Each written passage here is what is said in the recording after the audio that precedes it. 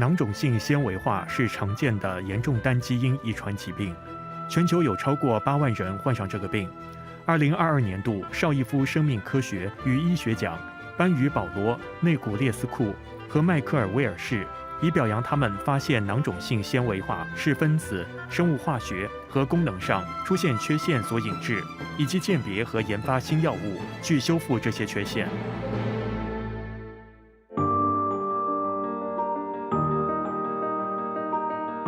这里是美国加州圣叶哥。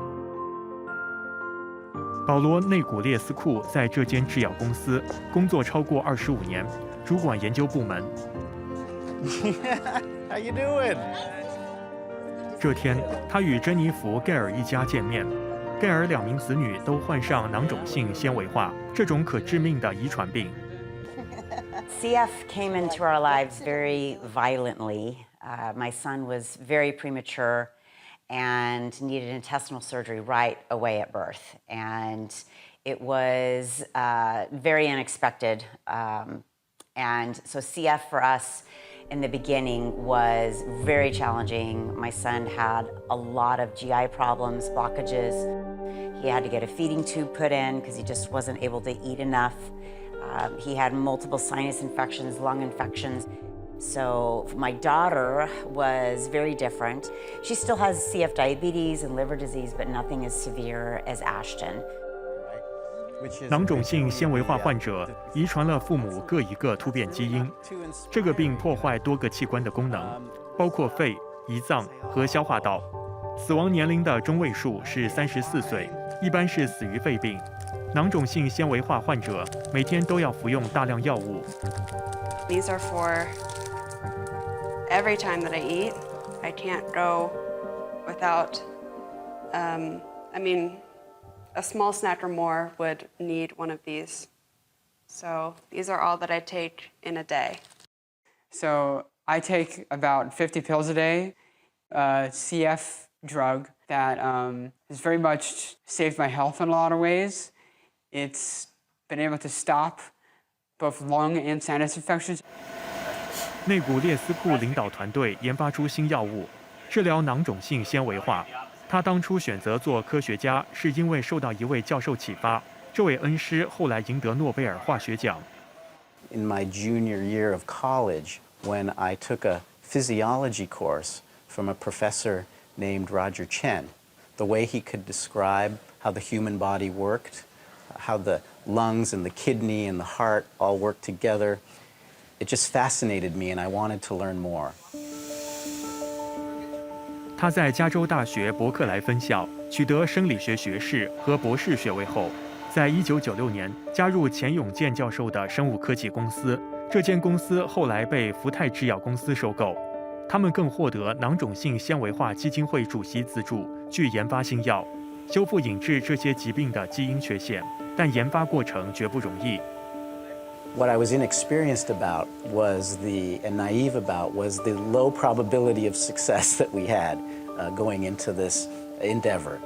Most drug discovery projects fail, and this was an unprecedented type of project because we were trying to restore the function of a genetically defective protein. 他的实验室使用当时未普及的自动化技术，测试数以百万计的化合物来研发新药。他的团队花了6年才有突破，发现化合物 VX770。人类肺部细胞有纤毛来回摆动，保持肺部清洁，但在囊肿性纤维化的细胞，纤毛却不会摆动。团队在这些细胞中加入 VX770，3天后纤毛开始摆动。It was a eureka moment for all of us. And I remember even that a couple of the scientists were starting to cry because it was just so beautiful to see the action of the drug in the human cells. And it gave us confidence that we were on the right track. 囊肿性纤维化是 CFTR 基因出现突变，发出错误指令，制造 CFTR 蛋白。VX770 药物与 CFTR 蛋白结合，打开细胞表面的通道，盐和水能够穿过细胞膜，让蛋白得以正常运作。这种药物称为增强剂。美国食品及药物管理局在2012年批准 VX770，这种药可以治疗有机 551D 突变的患者，而这类患者占囊肿性纤维化患者的3%。内古列斯库和团队再研发出一种新药，可以治疗有 F508del 突变的患者，这类患者占囊肿性纤维化患者约90%。团队也研发一种药物，称之为矫正剂。这种药与 CFTR 蛋白结合，将它送到细胞表面。F508del 突变需要第二种矫正剂，而增强剂会打开通道，令它正常运作。It's asking a lot for a small molecule, and that's why people thought it wouldn't work, because they felt that there would be no way that a compound could actually find the right spot on the CFTR protein and that it would find its correct path through the cell and get to the cell surface. No compound had ever done that before. 这两种矫正剂和增强剂药物在2019年获美国食品及药物管理局批准。盖尔的子女有 F508del 突变，他们都有服用新药。The very first time my daughter Lola went to clinic to do her first pulmonary function test after she started taking it, her lung function went up, I think, 13%, which we'd never seen that kind of an increase before. That was astronomical. They have not had a single infection or sinus problem since they started taking the medication. And just that alone was amazing. 最新的药物能够将肺部移植的风险降低87%，以及将死亡风险降低74%。有了这些新疗法，盖尔希望子女有更好的未来。When my son was a baby, I just wanted him to live. I just wanted him to be able to go to school like everyone else. But now, he's been accepted to UCSD, one of the top schools in the country. And my dreams for him are that he can finish school, have a life of his own, have a family, be able to handle all of his medical issues on his own, and live a happy life. It may not be long, but I want it to be happy. And my daughter, because she has been taking these medications for, most of her life, the sky's the limit for her. 20多年来，内古列斯库和团队研发出4种获批准的药物，可以治疗约90%的囊肿性纤维化患者。有些同事由研发初期已经和他一起工作。Drug discovery is probably a roller coaster where you have more downhills than uphills. It is very challenging, it is very hard, and there are many opportunities to give up and walk away. What we have learned over the past 20 years is that any downhills are actually opportunities to learn and to do better. And that's pretty much what we've learned as a team working with Paul. I learned from Paul over the last 20 years is, our purpose is to help people with cystic fibrosis and other, unmet medical diseases. And we do this by driving the science forward and setting, even higher bars to continue to improve the medicines.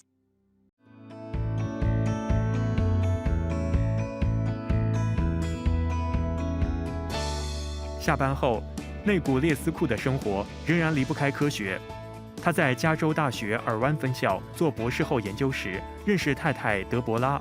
她当时正在读分子生物学博士。I thought she was very pretty and very smart. We started talking about science, though, and that was how we connected. She's actually a very good scientist, and she does very difficult molecular biology, and the types of experiments that she was doing, I could not do. And so I was very impressed with the work she was doing, and I wanted to get to know her better. 他们结婚后有3个子女，一家人经常在家中讨论科学。Yeah, we talked about politics, science, and then we'd always do quizzes.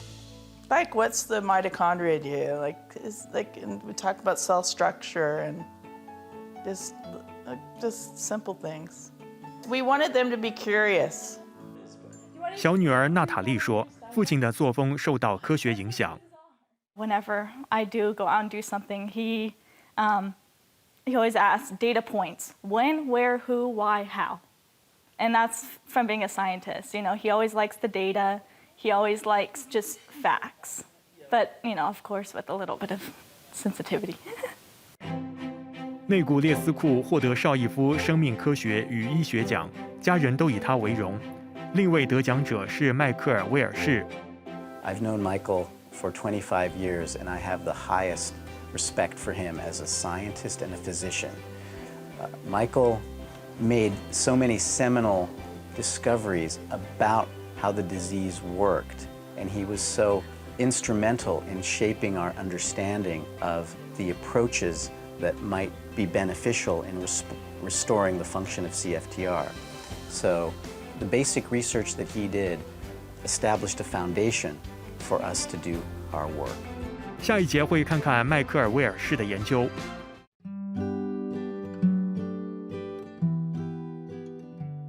这里是美国艾奥瓦州艾奥瓦城。在这个州土生土长的迈克尔·威尔士，自小立志从医助人。I was influenced by President John Kennedy.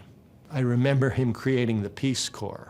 I remember him inspiring people to do things beyond themselves. And I think that perhaps that was an important motivation. So I applied to medical school. 1974年，他在艾奥瓦大学取得博士学位，并在三藩市和休斯敦接受训练。1981年，他回到大学做医师科学家。And as a physician, you always want to do something. When a parent brings in a child and asks you to help that child, it's like a hot brand. It just burns you, and you want to help. And as a physician scientist, maybe we, through our research, could impact the lives of these people. 威尔士是肺病专家，在诊所治疗囊肿性纤维化患者。这种病是可致病的遗传病。The thing that people would primarily die from in CF is from lung disease. They get infections in the lung, but the infections don't go away. And what this meant is that they're not going to have normal activities. They're not going to be running around with the other kids outside playing tag, that kind of thing. And they're going to have a short life. When I started this, the average life expectancy was probably somewhere in the early teens. 全球约有8万人患上囊肿性纤维化。这个病影响多个器官，正常的肺部气管和其他器官的通道内都有一层很薄的液体和粘液。空气吸入身体后，粘液会粘着空气中的尘埃和微生物，气管内的纤毛就会把粘液、尘埃和微生物推出肺部。囊肿性纤维化患者的粘液会变得太浓，粘力太强，粘着细菌等微生物，令气管受到阻塞，引致感染。We didn't understand the disease well enough to make medicines that could help these people. We could treat them with antibiotics, but that's treating the symptoms. It's not treating the fundamental problem. And that's where our work came in. Our research helped people understand what the problem is, what goes wrong. Why don't they clear these infections? Then you can see a way forward to try and fix it. 1989年，科学家发现引致囊肿性纤维化的 CFTR 基因。CFTR 基因发出指令，制造 CFTR 蛋白。威尔士和团队发现 ，CFTR 蛋白是调节盐和水进出细胞的通道。患者体内的这条通道无法正常运作，过浓的粘液在多个器官积聚。That was important because all of a sudden one could understand. Now I understand why someone might have an abnormality in their airways. It began to tie all this together, and it tied it back to the genetics. 他和团队找到4种囊肿性纤维化基因突变。Once you know that there are different ways that a protein malfunction, then anybody who's looking for a therapy would know that you have to identify medicines that will target the different mutations in a different way. 威尔士的实验室证明有办法修正 F508del 突变，90%囊肿性纤维化患者都属于这种突变。当细胞温度降至摄氏25度 ，CFTR 蛋白就可以运作。That was incredibly exciting because it said, here's the problem, and it may be possible to fix it. And that then allowed things to go forward. It showed a roadmap for how we get the development of a new drug. It just lit a match to the field. 邵逸夫生命科学与医学奖另一位得奖者保罗·内古列斯库，按照威尔士的研究研发出新药，可以治疗约90%囊肿性纤维化患者。艾奥瓦大学医院已经使用这种新药。If a person has cystic fibrosis and their lungs completely fail, really the only option was to get a lung transplant. The number of transplants that we're doing has gone down 75% for people with CF.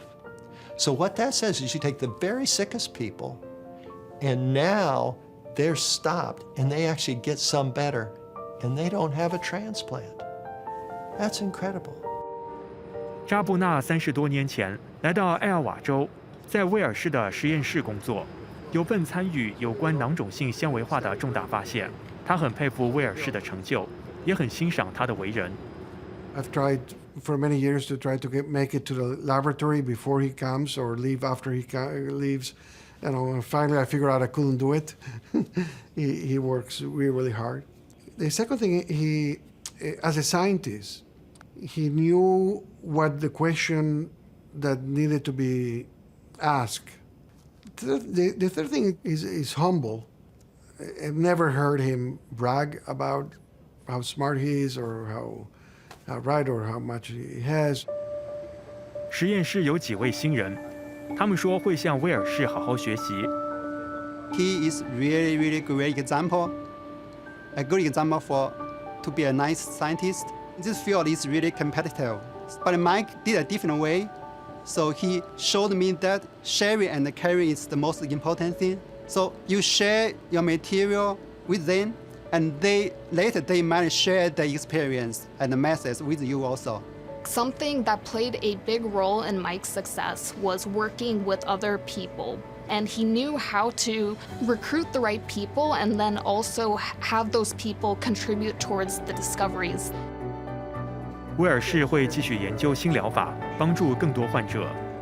So these drugs are incredibly well for 85%, maybe 90% of people with CF.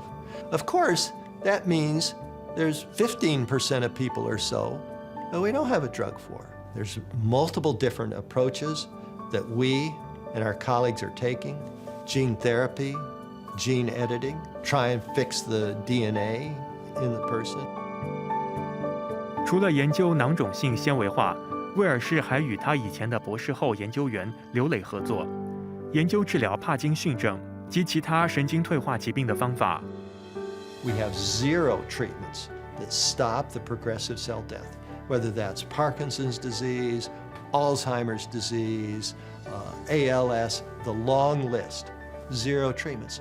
So as I look at this, I think the biggest challenge, the biggest biomedical challenge of our time is neurodegenerative diseases. 威尔士下班后喜欢和太太安妮在草地散步。安妮做过医学研究，当威尔士有新想法或新突破，会第一个告诉他。For Mike, because he loves what he does so much, it's not work. He absolutely thrives on it. So I foresee him going off into the sunset, pursuing medical research and loving it the whole time. And isn't that a wonderful gift for anyone to do what they love and to use their gifts to help other people? And that's what he wants to do, and I support him 100%. 威尔士有什么想和新入行的科学家讲呢？ If you work on a trivial problem, you're going to probably get trivial answers. If you work on an important problem, you might get trivial answers, but you might get important ones. So go after the most important question in your area that you have some hope that you might be able to break through. 罗比亚尔是艾奥瓦大学医学院前院长，他认为威尔士的研究非常出色，所以提名他竞逐绍伊夫奖。The Shaw Prize represents really the best people, the best science, and what science is going for the future. And we thought that what Mike has done in his career and what he has achieved is really unique. As a scientist, he is probably at the highest level you can have. 威尔士和内古列斯库共同获得绍伊夫生命科学与医学奖，他们解开了囊肿性纤维化的谜团，并研发新药，减轻患者的痛苦，拯救无数生命。Who had limited options before its discovery. And then to see this in the clinic, to go and see these people, I still am amazed. I feel so incredibly fortunate to see this arc in my time. It's an incredible example for understanding and then developing a new treatment for a genetic disease that was lethal and doesn't have to be lethal anymore.